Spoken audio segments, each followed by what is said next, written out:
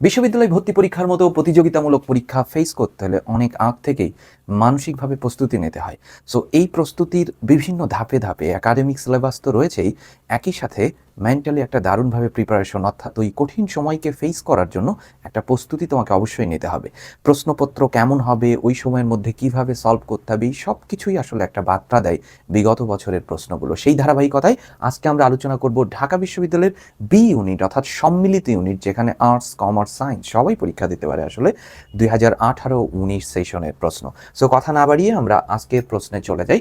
আমাদের প্রথম কনসেপ্ট বলছে দ্য হোয়াট ক্যাটাগরি অফ ফোমেন্ট, অর্থাৎ ফোমেন্ট শব্দটি কোন পার্টস অফ স্পিচ এটা জানতে চাইছে। বুঝতে পারছো যে ফোমেন্ট শব্দটি আসলে কোন পার্টস অফ স্পিচের অন্তর্ভুক্ত? এটার জন্য আমাদের পিসি দাসের ওয়ার্ড ফরমেশন পড়তে হবে, ঠিক আছে? পিসি দাসের ওয়ার্ড ফরমেশন রেগুলার পড়তে হবে। সো সেখান থেকে যে সমস্ত শব্দ কমন আসবে এমন না, কিন্তু দেখে বোঝা যায়। ফোমেন্ট শব্দের অর্থ উস্কানি দেওয়া অর্থে বসে, উস্কানি দেওয়া, এনকারেজ করা অর্থেও বসে, ইতিবাচক অর্থে। উস্কানি দেওয়া, ইঙ্গিত করা, অর্থাৎ এটির মধ্যে দিয়ে একটা ইনস্টিগেট করা, অর্থাৎ উস্কানি দেওয়া, আমরা বলি না নাশকতা করা, এরকম কনসেপ্ট। অর্থাৎ এটি একটি ভার্ব, কোনো কিছু করা হলে সেটিকে অবশ্যই আমরা ভার্ব বলবো, ঠিক আছে? ডিরেক্ট প্রশ্ন এসেছে, এই যে ব্ল্যান্ডিশমেন্ট, এটা যদি পার্টস অফ স্পিচ আসতো তাহলে এমইএনটি সাফিক যোগে তুমি বলে দিতা এটি একটি নাউন, কিন্তু সেটা আসে নাই। অর্থাৎ ভোকাবুলারি থেকে প্রশ্নটি হয়েছে। পার্টস অফ স্পিচগত দিক থেকে এটি একটি নাউন ছিল এবং এটি একটি ভোকাবুলারি রিলেটেড প্রশ্ন। তোষামোদ করা, চাটুকার করা, ঠিক আছে, চাটুকারি করা, এটিও কিন্তু চাটুকারি তোষামোদ অর্থে বসে। অর্থাৎ মিষ্টি মিষ্টি কথা বলে, হানিড ওয়ার্ডস ব্যবহার করে কাউকে পটানো, ঠিক আছে, এমন অর্থে বলা হয় ব্ল্যান্ডিশমেন্ট। পরের প্রশ্নে চলে আসি, in the sea folk of flying fish skimmed in terror from the approaching howl. বলা হচ্ছে কতগুলো মডিফায়ার আছে, গুনতে হবে কয়টা মডিফায়ার আছে এই বাক্যে, একটা, দুইটা, তিনটা, চারটা। এমন প্রশ্ন কি হতে পারে? হতে পারে। কেন?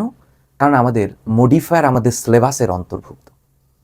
সেখানে যদি তোমার আলোচনার গ্যাপ থেকে যায়, জানার ব্যাপ্তিটা যদি বৃদ্ধি না হয় এইচএসসিতে মডিফায়ারের, তাহলে এমন প্রশ্ন সলভ করা একটু ডিফিকাল্ট হবে।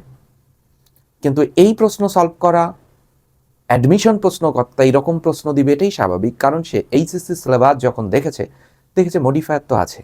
সো তখন মডিফায়ারের যাবতীয় প্রশ্ন তার সামনে চলে আসতে পারে, যেহেতু আমাদের টপিকস আছে মডিফায়ার। আচ্ছা, বিশেষায়ন তো আমরা দেখি ইন দ্য সি, সাগরে, সমুদ্রে। এখানে সমুদ্রকে কোনো কেমন সমুদ্র হ্যান ত্যান কিচ্ছু বলেনি, অর্থাৎ কেউই কাউকে মডিফাই করেনি।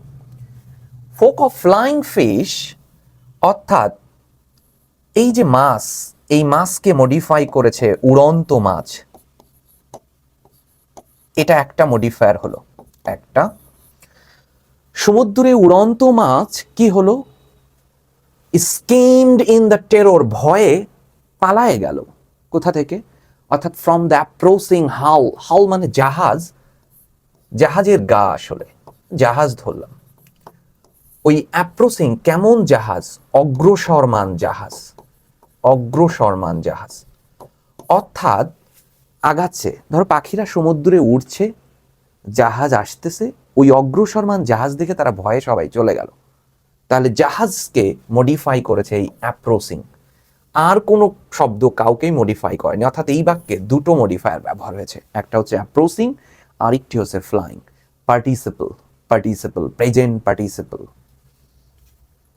পরের প্রশ্নে চলে আসে, the guest of poem I died for beauty. এই I died for beauty just মূল ধারাটা আসলে কি? আই ডাইড ফর বিউটি কবিতাটি তোমার মনে আছে, এমিলি ডিকিনসনের, টেক্সট বইতে পড়েছো। সেখানে কবি মরে গেল, বলল আই ডাইড ফর বিউটি, আমি সৌন্দর্যের জন্য মরেছি, কিন্তু কবরে মানিয়ে নিতে আমার খুব কষ্ট হচ্ছে। যখন আমাকে কবরে শোয়াই দেওয়া হলো, আমার ঠিক পাশের কবর থেকে একজন আমাকে প্রশ্ন করলো, হোয়াই আই ফেইল্ড, আমি কেন ব্যর্থ হয়েছি? আমি বললাম আই ফর বিউটি, আমি সৌন্দর্যের জন্য মরেছি। আর পাশের কবর থেকে বলল অ্যান্ড আই ফর ট্রুথ, আর আমি সত্যের জন্য। একজন মরেছে সৌন্দর্যের জন্য, একজন মরেছে সত্যের জন্য। তখন বলল টু আর ওয়ান, আর দুটো তো একই, সত্য আর সুন্দর একই।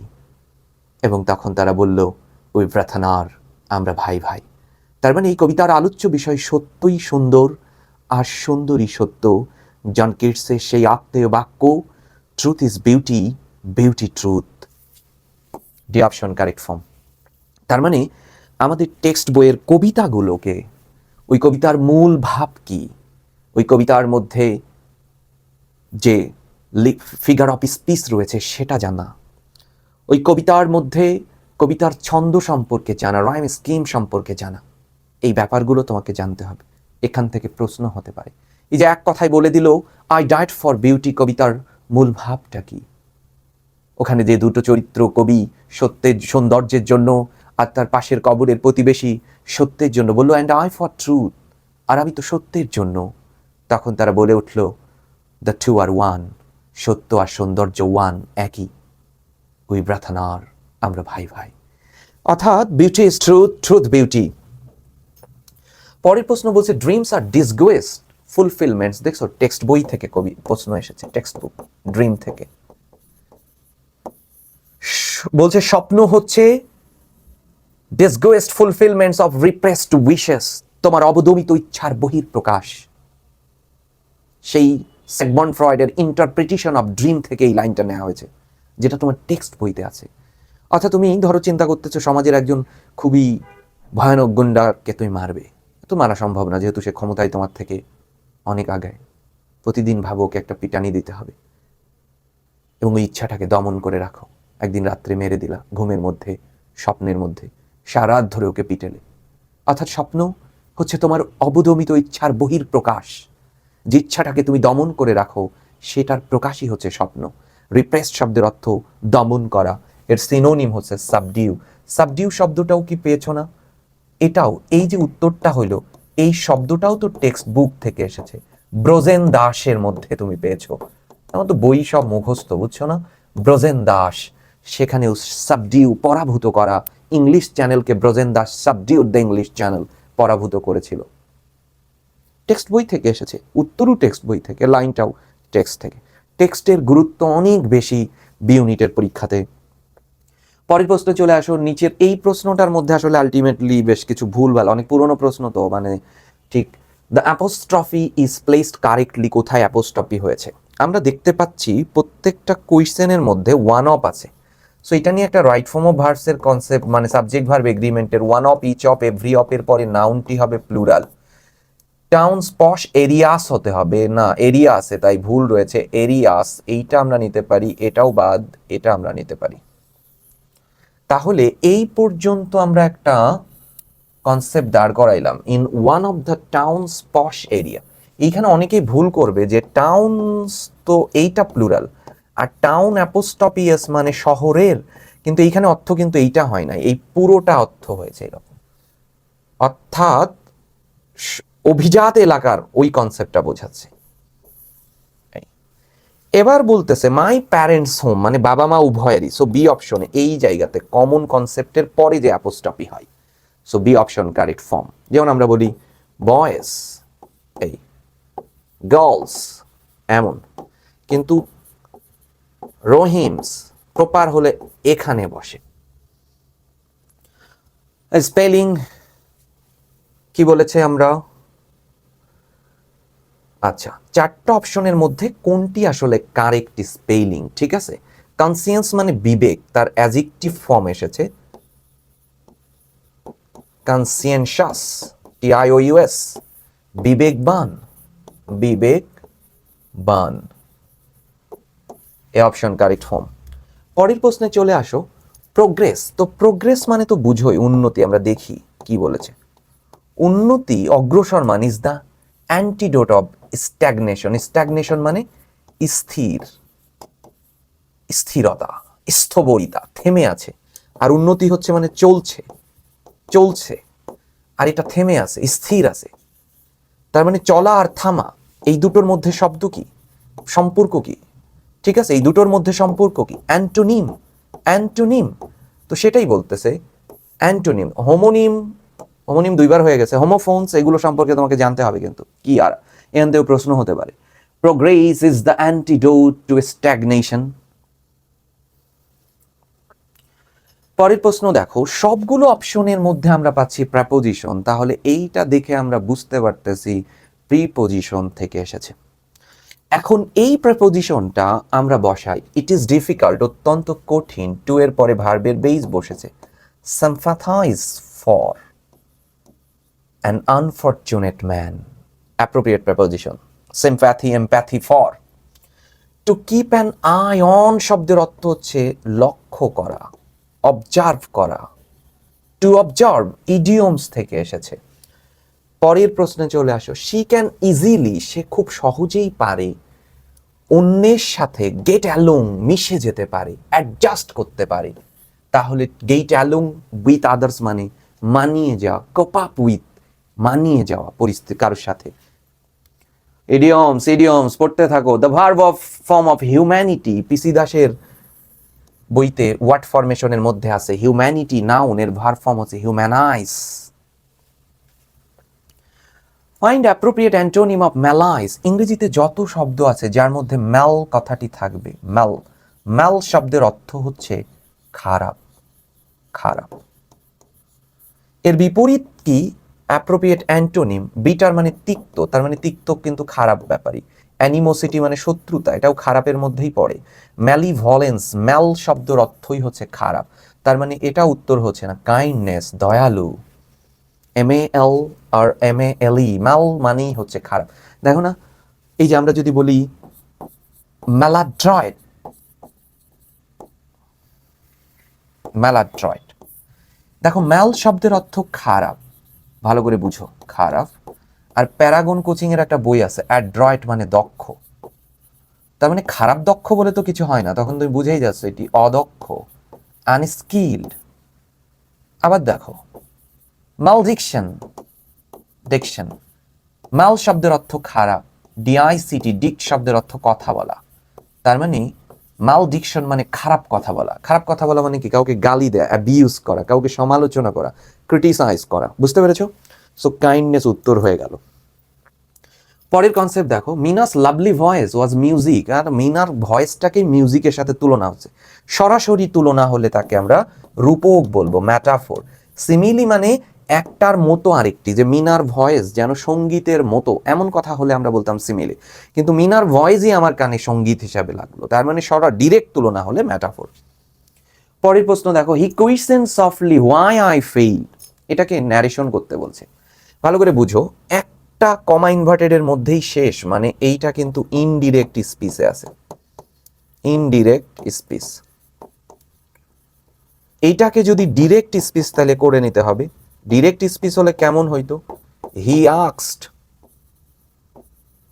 সফটলি,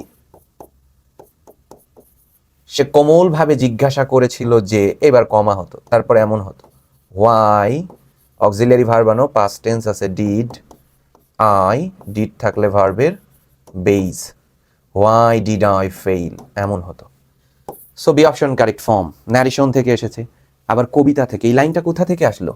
টেক্সট বইয়ের আই ডায়েট ফর বিউটি থেকে আসলো। দেখছো, টেক্সট বই থেকে কত ধরনের প্রশ্ন হতে পারে। সো টেক্সট বইটা কিন্তু খুব ভালোভাবে পড়তে হবে। পরের প্রশ্নে চলে আসো, ট্রান্সলেট করতে হবে। কোনো কাজই কাজের দিক থেকে উঁচু বা নিচু নয়, ঠিক আছে? উঁচু বা নিচু নয়, অর্থাৎ মূল্যবান থেকে ইটস ভ্যালু এবং ইন ইটসেলফ মানে নিজস্বতা, অ্যাজ ইটসেলফ বলে কিছু নাই, এখানেই ভুল রয়েছে, বি এবং ডি বাদ। এবং মূল্যের দিক থেকে no work is superior or inferior এর পরে কখনো ফ্রম হয় না, টু হয়, superior to, inferior to, senior, junior, ulterior, এদের পর টু হয়। সো এ অপশনও বাদ। No work is superior or inferior in itself. He will finish the work within an hour, সে 1 ঘন্টার মধ্যেই কাজ শেষ করবে। He will finish the work in time, সে একদম জাস্ট টাইমেই শেষ করবে।